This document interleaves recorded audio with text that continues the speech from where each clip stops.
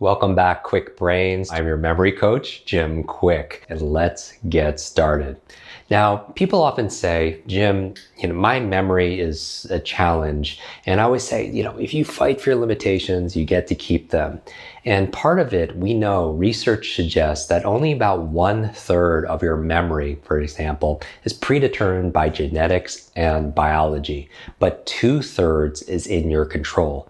Now, for me, that is extraordinary, where you have all of this influence. We update our other technology more than we update this technology, right? You update your phone, you update your apps, you update your operating system on your computer. But when's the last time you upgraded your memory, right? So this is going to be a big memory upgrade. And this is to have a limitless brain, taking care of that hardware. This 3-pound matter found between your ears called your brain, which controls what? Everything. You change your brain, you change your life. You change your brain, you change the world. And that's what the power is found between your ears. So let's talk about these things. 1/3 genetics, 2/3 in your control. And what I want you to do is I want you to take note. Meaning specifically, I want you to rate yourself on a scale of 0 to 10.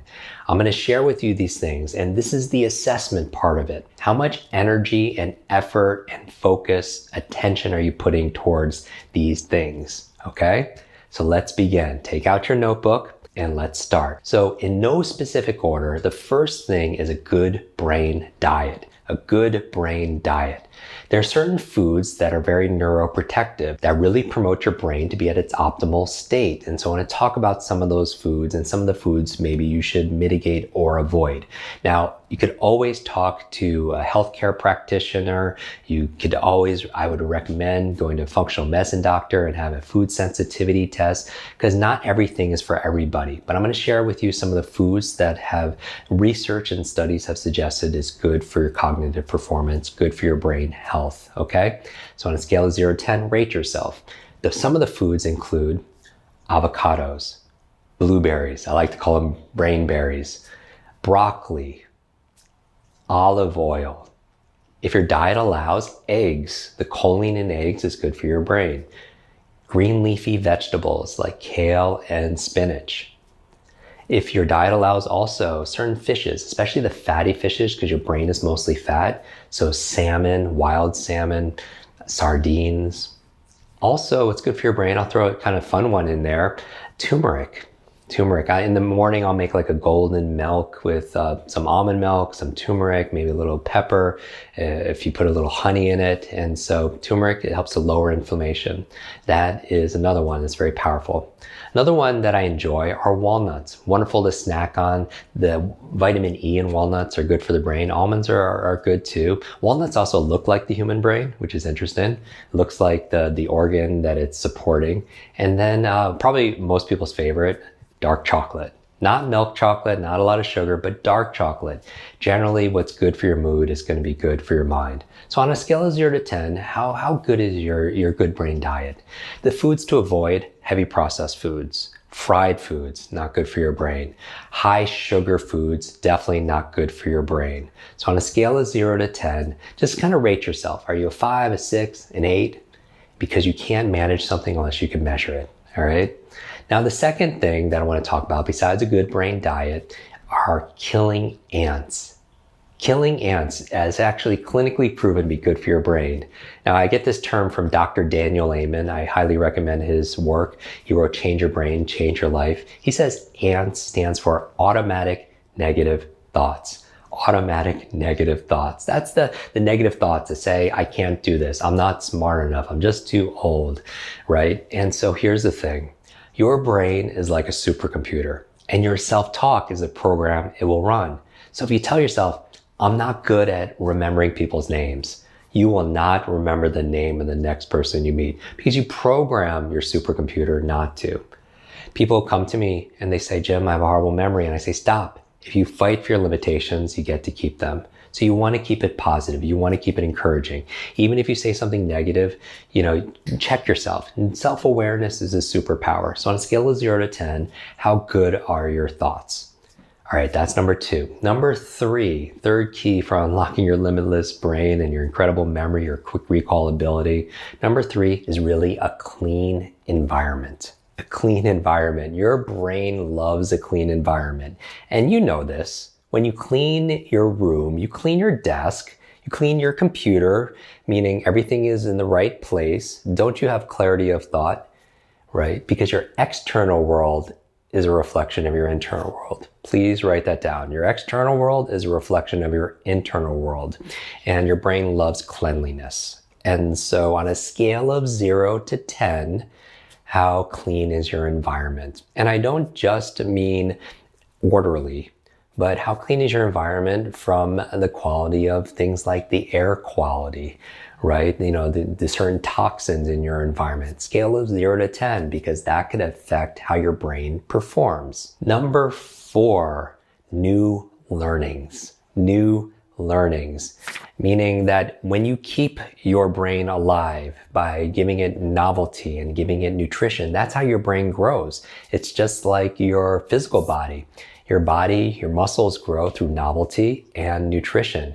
You give it novelty because you work it out, and then you feed those muscles so that it could grow strong, and you nourish it. Well, your brain needs that also. You need to give it novelty and you need to give it nutrition. Well, we've already talked about nutrition, but where's the novelty?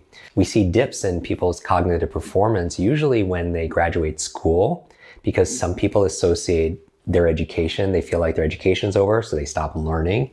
And when they retire, sometimes when people retire out of their job or their career, then they also retire their what? Their mind, and then their body is not far behind, right? And so the constant learning and improvement is so important for your brain fitness, right? Because it's use it or what? It's use it or lose it. It actually helps you to actually live longer also as well. Do you want to live longer? Do you want to live better? I was on the cover of Time magazine. I don't know if you saw this, but they did this study with a community of nuns. And with these nuns, they wanted to find out how they were living so long, 80, 90 and above. And they found out, because everything was contained, right? They could see their diet and their patterns, that half of their longevity came from their gratitude, their emotional faith, right?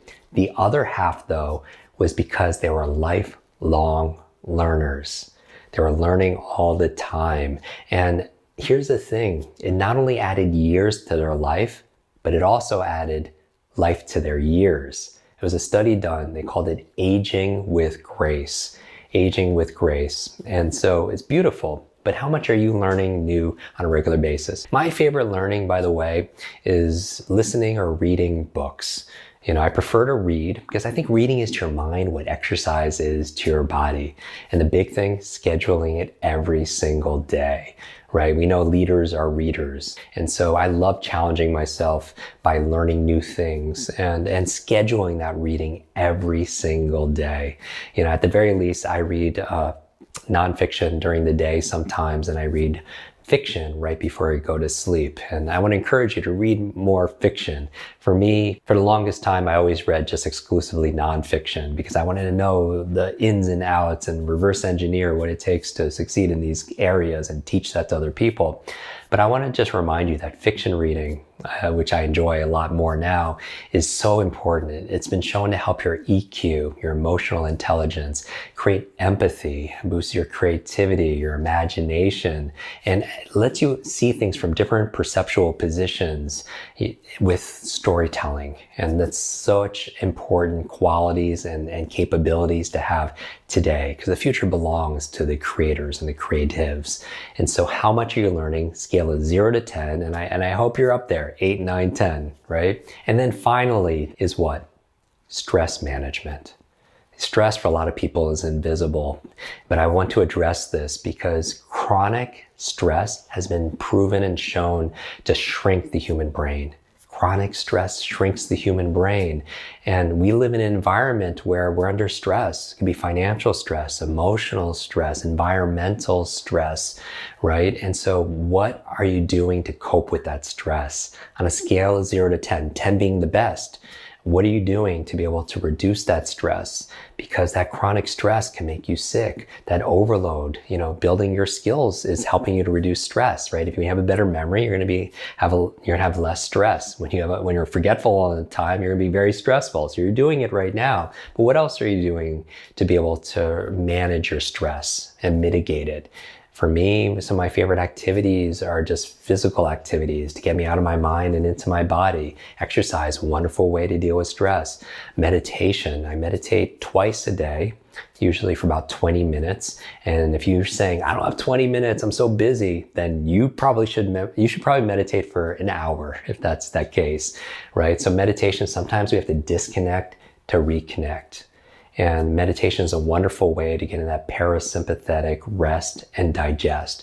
But it doesn't have to be meditation. What do you do to manage your stress? And how well are you dealing with it? Especially in today's turbulent times. So rate yourself 0 to 10. And so do this for yourself. And your homework assignment is not only to go and try to gamify it and take your 6s and turn them to 7s, or your 4s and turn them to 6s. You don't have to maximize it to 10. Just make small, simple steps. But also, how can you share this information with the people around you? Your friends, your family, if you're posting on social media, your fans, your followers, and so on. How can you teach them the things that you're learning today? Ask them to rate themselves, and where can they put their attention? Because that self-awareness is a superpower. It's a strength, and it gives you an advantage. But we can't change things unless we know that it's there. So your homework assignment, again, improve those areas, put some time and attention, schedule it in your calendar, and teach it to somebody else. And in the comments, give me some of your feedback. In what areas are you really winning? And what areas do you need improvement? And post it there so we can encourage you, so we could cheerlead for you, so you could get the support that you need to get that to the next level.